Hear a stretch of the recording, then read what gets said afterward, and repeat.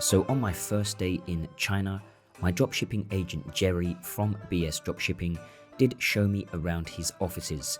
So when you make a sourcing request, this actually comes through to his staff in his offices, and they're actually able to go and then source the products.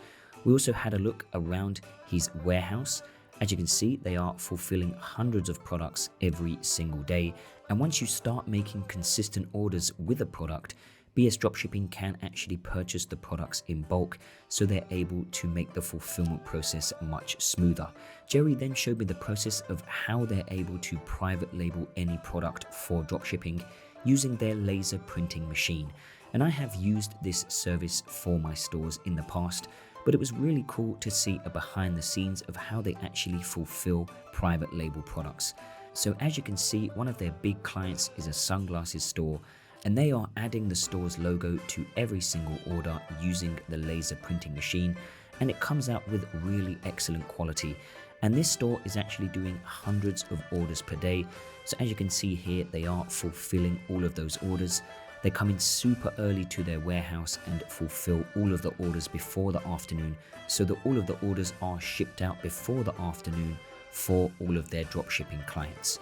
Now, BS Dropshipping also fulfill a lot of 3D printed models as their products.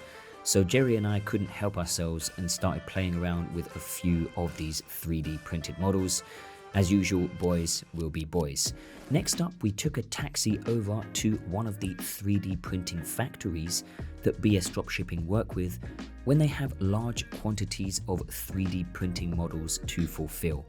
As you can see, this factory has hundreds of 3D printing machines, and some Amazon and Shopify stores working with this factory are selling thousands of 3D printed models per day.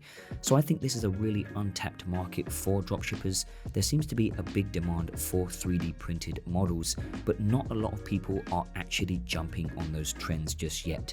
We then went for a walk around Shenzhen city center and ended the day with a few drinks at a really nice rooftop bar in Shenzhen.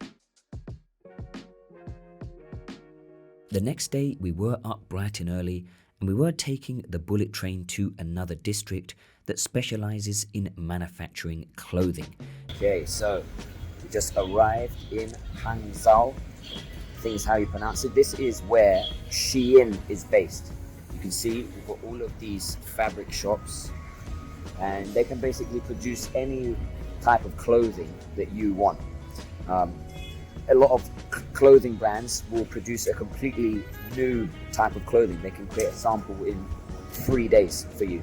So yeah, this is where they've got all the fabric shops, and we're about to go in one of the factories now to see where they produce bags. It was really interesting to see how dropshipping agents partner up with factories to actually source the products that we sell as dropshippers.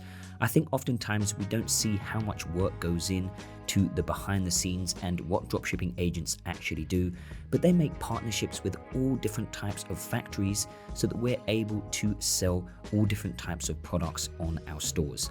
So it was really interesting to see how these partnerships and connections are made. And again, we finished the day by heading to the seaside and having some extremely strong local Chinese alcohol.